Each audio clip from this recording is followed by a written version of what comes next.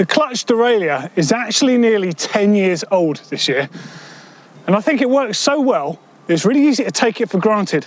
So today, we're going to celebrate the clutch derailleur and the narrow wide chainring by having a bit of a trail-side experiment. We're going to put them both against a regular chainring and no clutch and see what happens.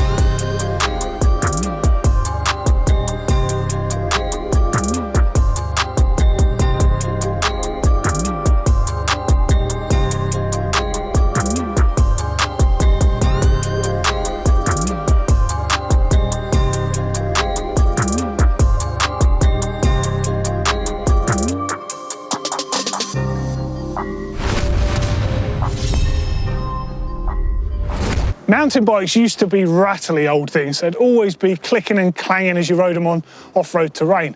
It's kind of no surprise really if you think that they didn't really have suspension front or rear. You had smaller wheels, smaller volume tyres and a huge spread of gears. In fact, it wasn't uncommon to find 48 tooth chain rings on the front of a triple setup. Can you imagine how much chain you would have needed to get that range of gears? No wonder riding off-road often sounded like pushing a tool cabinet down a flight of stairs. And just look at where we've got to now. Like my first mountain bike had 15 gears, 3 on the front, 5 on the rear. This has got 12 gears and they're all on the rear. Single chainring on the front with a 34. That's good enough for me to get up most things and get down anything I need to. And on the rear, 10 up to 51. That's 510% gear range, massive. And in combination with that, you've got clutch design on the rear derailleur, which puts tension on that chain to help it stop slapping around and help it stay on that chainring. And also the chainring has a narrow and a wide alternating tooth profile, which works a little bit like a zipper. So the chain fits on it perfectly, can't move around, less likely to come off. Genius. Okay, so we're here in the Mendip Hills and I'm going to have a little bit of an experiment. We're going to run a few different setups on my nuke-proof reactor here. So on the reactor currently I've got a Shimano clutch derailleur and a Shimano narrow wide chainring. I also have a set of race face cranks here with an old style nun narrow wide Renthal chainring, basically to put straight on and do a direct comparison. So the first option we're going to do is nun narrow wide chainring with the clutch off, but as well as turning the clutch off, I'm also going to fully unwind it to show you how baggy it can get. Then we're going to try it with the clutch mech on to see the difference. Narrow wide chainring, clutch on. We're going to have a little look. But just for a bit of authenticity, I've also cut up a bit of checker plate which we're going to mount to the chainstay just to accentuate the noise.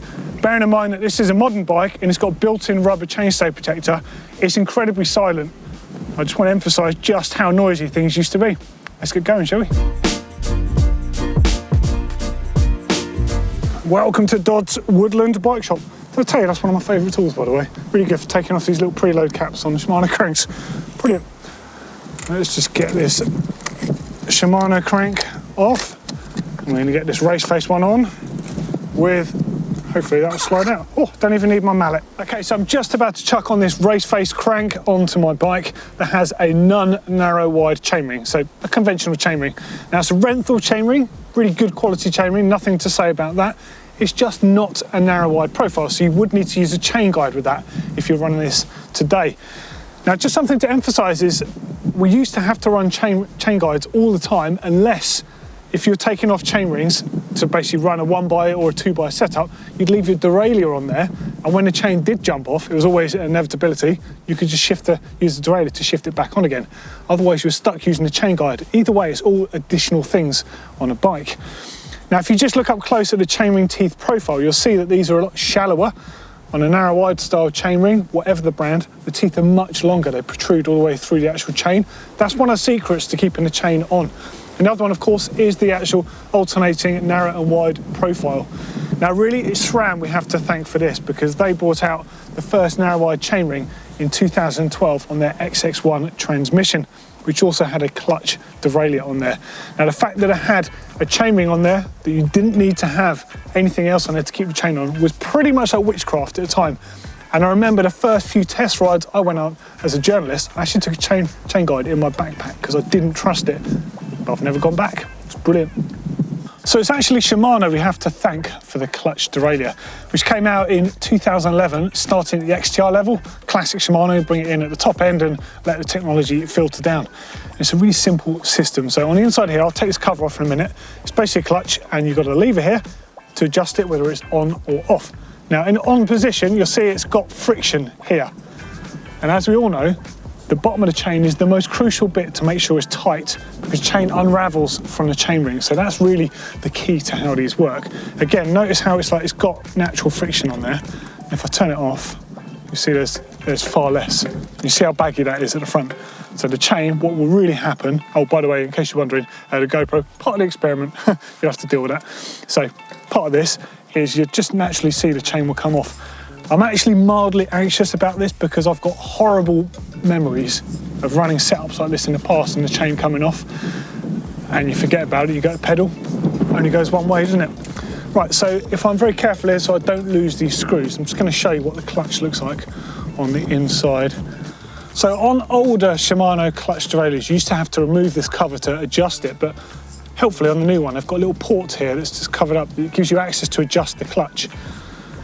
Now, it's kind of a Sprag style system, it's quite cool. It literally is like a roller clutch. Basically adjusting this cam puts pressure on this part, which is the pivot. It's pretty simple. Now it takes the pressure off. But what I'm going to do in this case, to make sure there's no chance this clutch working, is to actually undo it further to make sure it is as loose as it can be. And then that's literally that's like an old style derailleur now. Right, let's get this chain off, shall we?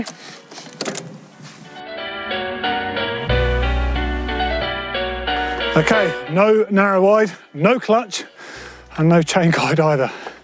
Let's see how it is.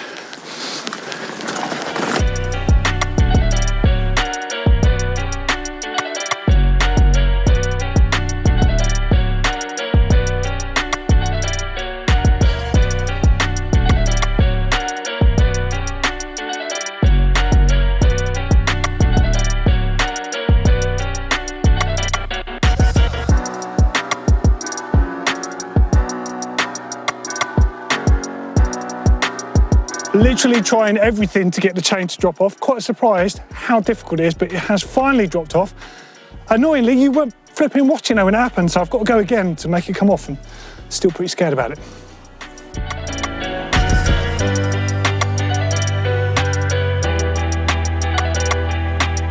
Now going back to the regular chainring and turning the clutch completely off on the bike, I couldn't believe just how noisy the chain was. I mean, as you can see, the chain, especially on the lower part of the chainstay, is flapping around everywhere. Now, although it doesn't come off in these first few sort of bumpy bits of trail, what tends to happen is the faster you go, the more the chain starts ricocheting around, and it just constantly gets worse and worse. Just think of like the wave effect. You know, it's like a big wave rippling in, and then eventually it actually unhooks itself from the bottom of the chainring itself. You can see it just coming off out of shot there. Now, actually, I did lose the chain, but it actually happened when I sort of backpedaled slightly as I was just changing my foot position. But the point is, the chain did drop.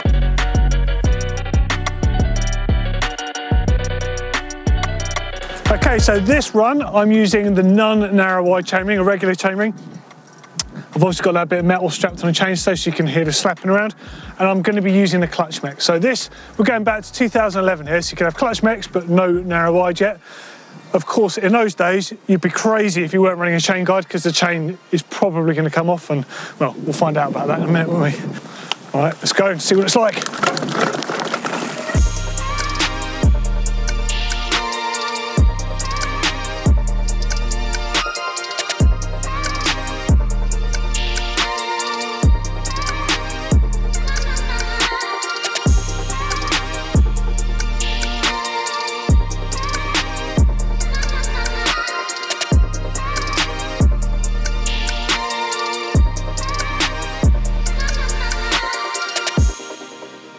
So regular ring and clutch on, it definitely felt a lot more secure, like the chain did stay on, but it definitely felt like it was going to come off any second. As you can see, it is whipping around all over the place. But bearing in mind, this was a fairly short section of trail. It was definitely rough enough to lose a chain, but I think with a longer trail, the chain would still come off like this.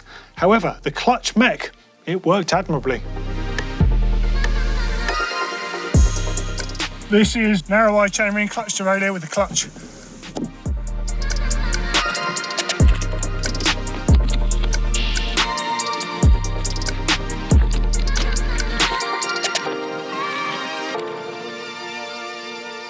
Now in this clip, as you can see, I'm running the narrow wide chainring and I've got the clutch derailleur with the clutch turned off.